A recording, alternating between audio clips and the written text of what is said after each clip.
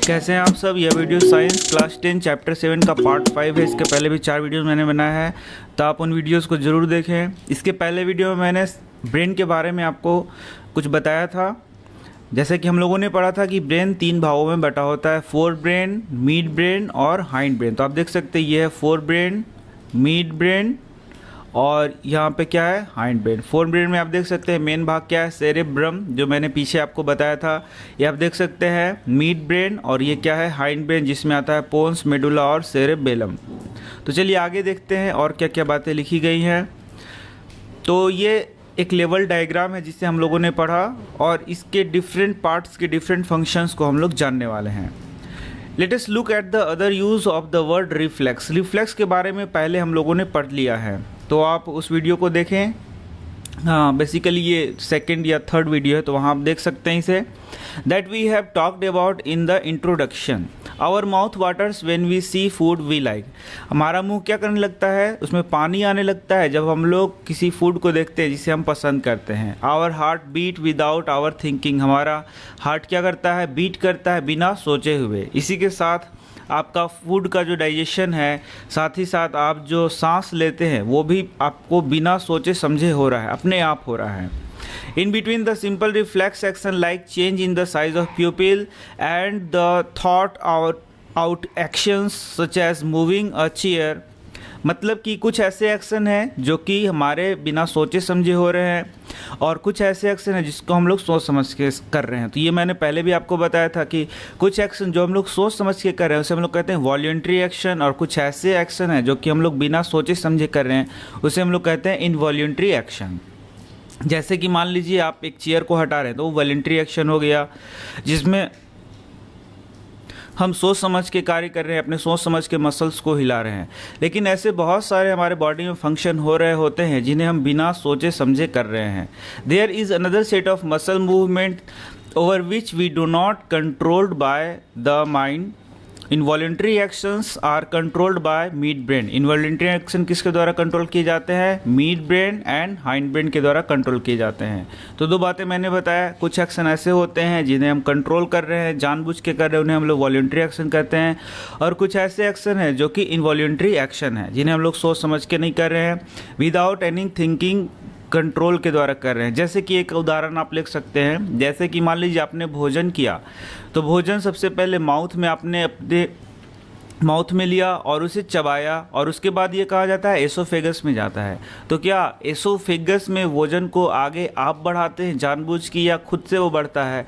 इसके बाद भोजन कहाँ जाता है, स्टमक में जाता है, वहाँ वह पचता है। तो क्या आप जानबूझ के उसे पचा रहे हैं? नहीं, वो अपने आप से पच रहा है। किस प्रकार से डाइजेस्टिव जूसेस निकलने हैं, किस प्रकार से उसका पाचन होना है, कितने टाइम उसको स्टमक में रुकना है, कब उसको आगे जाना है, ये सारे एक्शन आप नहीं कर रहे हैं, मतलब आप जानबूझकर नहीं कर रहे हैं। और इन सारे एक्शंस को हम लोग कहेंगे involuntary action. All these involuntary actions including blood pressure, salivation and vomiting are controlled by the medulla in the hind brain. तो दो बातें यहाँ लिखी गई हैं, आप देख सकते हैं। Many of this involuntary action are controlled by mid brain. बहुत सारे एक्शन को कौन कंट्रोल करता है, मिड ब्रेन और हाइंड ब्रेन कंट्रोल करता है। फिर से बहुत सारे ऐसे इनवॉलंटरी एक्शन है जिसको कंट्रोल कौन करता है, मिड ब्रेन और हाइंड ब्रेन। फोर ब्रेन का नाम यहाँ पे नहीं दिया गया है, फोर ब्रेन के बारे में हम लोगों ने पहले ही पढ़ लिया है। All these involuntary actions including blood pressure.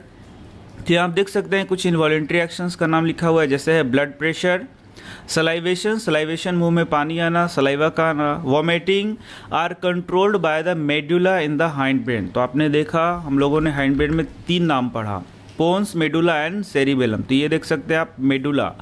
तो मेडुला क्या करेगा, या what is the function of medulla, ये क्या करेगा, ब्लड प्रेशर, सलाइवेशन और वोमिटिंग को क्या करेगा, कंट्रोल करेगा। तो ये बहुत इंपॉर्टेंट एक क्वेश्चन है जो कि यहाँ से पूछा जाता है, मेडुला का फंक्शन, या फिर इस प्रकार से पूछा जाता है कि ब्लड प्रेशर, सलाइवेशन, वोमिटिंग को कौन कंट्रोल करेगा। तो ये कंट्रोल होगा मेडुला के द्वारा, जो कि किसका पार्ट है, हाइंड ब्रेन का पार्ट है। अब आगे देखते हैं। Thinking about activities like walking in a straight line, riding a bicycle, picking up a pencil, these picking up a pencil, these are possible due to the part of hind brain called cerebellum। तो यहाँ दूसरा question आ गया, what is the function of cerebellum. तो cerebellum का part आप cerebellum का function आप देख सकते हैं। जैसे कि कुछ एक्टिविटीज़ जैसे कि वॉकिंग हो गया, एक सीधे रेखा में चलना, या फिर बाइसाइकिल को राइड करना, या फिर पेंसिल को पकड़ना, उससे लिखना, ये सारे एक्शन को कौन कंट्रोल कर रहा है? तो ये सेरिबेलम। और सेरिबेलम भी किसका पार्ट है? आपका हाइंड ब्रेन का पार्ट है। तो आप देख सकते हैं मेडुला, सेरिबेलम, पोन्स, ये हाइंड ब्रेन का पार्ट है जिसमें कुछ के बारे में यहाँ फंक्शन लिखा गया है। It is responsible for precision of voluntary actions and maintaining the posture and balance of the body। और ये क्या करेगा? बॉडी पोस्चर को भी मेंटेन करके रखता है। Imagine what would happen if each of these events failed to take place if we were not thinking about।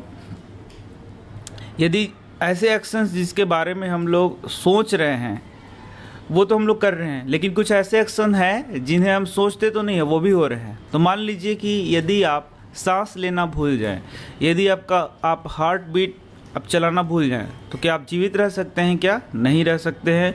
इसी के लिए यहाँ पे बनाया गया है इनवॉल्यूंट्री सिस्टम, जो कि आपको आपके बॉडी को जीवित रखने के लिए जो भी प्रक्रिया है उसको खुद ब खुद चला रहा है, उसमें आपका इन्वॉल्वमेंट नहीं है, या फिर आप इसमें जानबूझ के इन्वॉल्वमेंट कुछ भी नहीं ले रहे हैं। समझ रहे हैं आप सारी बातें?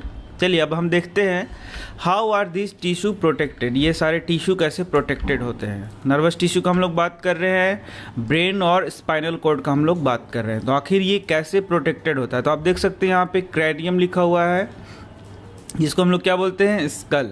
ये क्या करता है? ब्रेन को प्रोटेक्ट करता है। और आप जानते ही हैं कि स्पाइनल कॉर्ड किसके भीतर रहता है? तो ये बैकबोन के अंदर में रहता है। तो स्पाइनल कॉर्ड को कौन प्रोटेक्ट करेगा? बैकबोन। ये बैकबोन के अंदर रहेगा।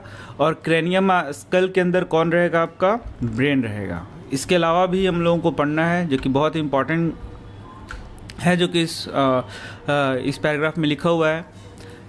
अ delicate organ like the brain, which is so important for a variety of activities, needs to be carefully protected. For this, the body is designed so that the brain is inside the bony box. Brain कहाँ रहता है? एक बोनी box के अंदर रहता है, जिसे हम लोग क्रेनियम कह रहे थे। ब्रेन सीट्स माफ़ करिएगा, जब वीडियो बनाते हैं तो कुछ वर्ड्स मिस हो जाते हैं पढ़ने में, तो आप थोड़ा उसे ध्यान ना दें। तो brain sits inside a bony box. Brain कहाँ बैठा रहता है? बोनी बॉक्स में बैठा रहता है। तो ये बैठा वर्ड नहीं यूज़ करेंगे, बोलेंगे कि वो वहाँ पे रहता है, ऐसे वर्ड हम लोग यूज़ करेंगे। बोन जिसका नाम क्या है आपका? क्रेनियम, या फिर क्या नाम है? स्कल। इसी के अंदर क्या रहता है? हमारा ब्रेन रहता है। और स्पाइनल कॉर्ड किस में रहता है? ये रहता है आपका बैकबोन के अंदर। Inside the box, the brain is contained in a fluid-filled balloon which provides further shock absorption। तो सिर्फ ये बोनी बॉक्स ही नहीं रहेगा, बल्कि इसके अंदर कुशन लाइक स्ट्रक्चर रहेंगे, कुछ फ्लूइड रहेगा, जो कि ब्रेन को क्या करता है? बचाता है शॉक के। शॉक मतलब ये मान लीजिए कहीं आपको चोट लगता है या फिर कुछ होता है, तो इस प्रकार से ये ब्रेन को ये शॉक एब्जॉर्प्शन का काम करता है। ये जो फ्लूइड यहाँ भरा रहता है, जिसे हम लोग सेरिब्रो स्पाइनल फ्लूइड भी कहते हैं, और यहाँ पे कुछ कुशन लाइक स्ट्रक्चर रहता है, और उसके ऊपर क्या रहता है? क्रेनियम रहता है। तो यह सिर्फ क्रेनियम के द्वारा ही सुरक्षित नहीं रहता, उसके अलावा भी बहुत सारी व्यवस्था यहाँ पे लगाई गई हैं। If you run your hand down the middle of your back, you will feel a hard bumpy structure, जिसे मैं बता रहा था आपको, backbone. This is the vertebral column और बैकबोन। इसी को हम लोग क्या बोलते हैं? Vertebral column. और उसी का दूसरा नाम क्या हो गया? Backbone. Which protects the spinal cord, जो कि किसको सुरक्षित करता है? तो स्पाइनल कॉर्ड को बचा के रखता है, उसको सुरक्षा देता है।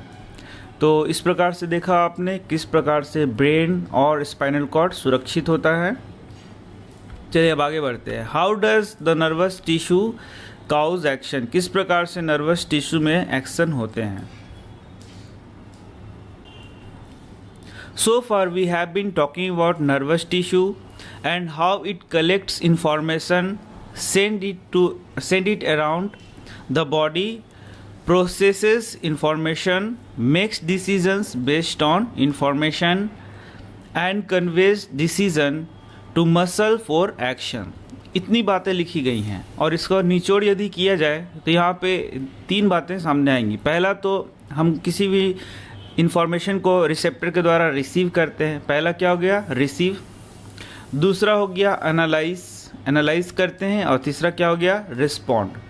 ठीक है, तो इन्हीं 3 बातों को आपको देखना है। पहले तो आप रिसेप्टर के द्वारा कोई भी चीज़ को रिसीव करेंगे, फिर ब्रेन के द्वारा उसको क्या करते हैं, एनालाइज करते हैं, और फिर उसके बाद क्या होता है, रिस्पॉन्ड होता है।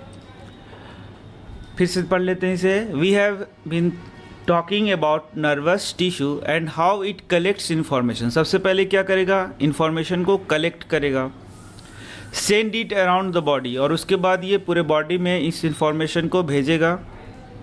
प्रोसेसेस इन्फॉर्मेशन का क्या होता है, प्रोसेसिंग भी होता है। मेक्स डिसीजन, और इसके बाद डिसीजन लेगा। किसके आधार पर डिसीजन लेगा, वो जो इन्फॉर्मेशन इसने रिसीव किया है उसके आधार पर यह डिसीजन लेगा। And conveys decision to muscle, और इसके बाद इस डिसीजन को क्या करेगा, वापस मसल में भेजेगा, और हमारा मसल एक्शन होगा। Decisions to muscle for action, और हमारा मसल एक्शन होता है। तो आपने समझ लिया इसे, बड़ा ही शॉर्ट में मैंने बताया आपको। In other words, when the action और movement is to be performed, muscle tissue will do the final job. इसका मतलब है अल्टीमेटली कौन कार्य करता है, तो आपका मसल टिश्यू ही कार्य करता है। जैसे मैं अभी बोल रहा हूँ, तो यहाँ मेरा ओठ का और जीभ का मसल क्या कर रहा है, कार्य कर रहा है, और मैं बोल रहा हूँ। How do animal muscle move, तो एनिमल के जो मसल है वो कैसे मूव करते हैं। When a nerve impulse reaches the muscle fiber must move. How does a muscle cell move? यही बात लिखी गई है। सबसे पहले क्या होगा, नर्व इम्पल्स के थ्रू जो इन्फॉर्मेशन है वो कहाँ जाएगा, मसल सेल तक जाएगा, और उसे क्या करना होगा, मूव करना होगा, ताकि वह रिस्पॉन्ड कर सके। The simplest notion of movement at the cellular level is that muscle cell will move by changing their shape so that they shorten। तो सिंपल जो यहाँ पे बताया गया है, क्या बताया गया है, the simplest notion of movement at the cellular level is that muscle cell will move. Muscle cell क्या करेगा, मूव करेगा, बाय चेंजिंग देयर शेप, अपना शेप को चेंज करते हुए क्या करेगा, मूव करेगा, सो दैट शॉर्टेन, और वो क्या हो जाएगा, शॉर्ट हो जाएगा। So the next question is how do muscle cell change in their shape. तो नेक्स्ट क्वेश्चन आएगा कि आखिर ये मसल सेल अपना मसल सेल शेप को कैसे चेंज करता है। The answer must lie in the chemistry of cellular components, और इसका आंसर क्या है, सेलुलर कंपोनेंट के केमिस्ट्री से है, मतलब वहाँ कुछ केमिकल चेंज होंगे। Muscle cell have a special protein that change both their shape and their arrangement in the cell in response to nervous electrical impulse. तो यही बस आपको जानना है। सिंपल से यहाँ लिखा हुआ है कि यदि आपका मसल है और वहाँ पे इलेक्ट्रिकल इम्पल्स आएगा तो क्या होगा, यहाँ पे सेल हैं, उसमें क्या होगा, उसमें बहुत सारे केमिकल हैं, जिनमें एक क्या है, आपका प्रोटीन है। फिर से मैं पढ़ के बता देता हूँ। Muscle cell have special protein, muscle cell में क्या होगा, एक स्पेशल प्रोटीन होगा, इसका नाम यहाँ दिया हुआ नहीं है। That change both their shape and their arrangement, जो कि अपना शेप भी चेंज कर सकता है और अपना अरेंजमेंट भी चेंज कर सकता है। किस चीज़ में, तो एक सेल में। और ये कब चेंज करेगा, तो जब इलेक्ट्रिक इम्पल्स आएगा यहाँ, तब यह अपना शेप भी चेंज करेगा और अरेंजमेंट भी चेंज करेगा। When this happens, new arrangement of this protein gives the muscle cell a shorter form। और जब क्या होगा, आपका ये प्रोटीन मसल सेल को एक नया स्वरूप देगा, नया अरेंजमेंट देगा, तो जो मसल सेल है वो क्या होगा, शॉर्टर फॉर्म में आ जाएंगे, और इसके बाद क्या हो जाएगा, आपका मसल एक्शन हो जाएगा। तो यही आपका यहाँ से यहाँ तक वर्णन किया गया है कि किस प्रकार से इलेक्ट्रिकल इम्पल्स या नर्व इम्पल्स मसल सेल तक पहुँचेंगे, किस प्रकार से वहाँ प्रोटीन में चेंज होगा, और किस प्रकार से फिर यहाँ मसल एक्शन होगा। Remember when we talk about muscle tissue in class 9th, there were different kinds of muscles such as voluntary muscle and involuntary muscle। तो 9th में हम लोगों ने पढ़ा था कुछ मसल होते हैं वॉल्यूंट्री मसल, जिन्हें हम लोग जानबूझ के चला सकते हैं, और कुछ होते हैं इनवॉल्यूंट्री मसल। जैसे कि एग्जांपल के लिए आपका हार्ट का मसल है, वो कैसा है, इनवॉल्यूंट्री मसल है, जिसे आप जानबूझकर मूव नहीं करा सकते। Based on what we have discussed so far, what do you think the difference between these would be. तो इस प्रकार से हम लोगों ने देखा अभी तक जितना बातें हम लोगों ने पढ़ी, तो ये मसल में हम लोग अब आसानी से डिफरेंस कर सकते हैं। वे मसल जो कि हम जानबूझ के चला रहे हैं उन्हें हम लोग बोल रहे हैं वॉलेंट्री मसल, और वे मसल जो कि जिन पर हमारा कंट्रोल नहीं है उन्हें हम लोग क्या बोलेंगे, इनवॉलेंट्री मसल। तो ये प्रश्न है कुछ आप कर लेंगे। और इसके बाद टॉपिक आता है कोऑर्डिनेशन इन प्लांट्स। तो मिलेंगे हम नेक्स्ट वीडियो में। धन्यवाद।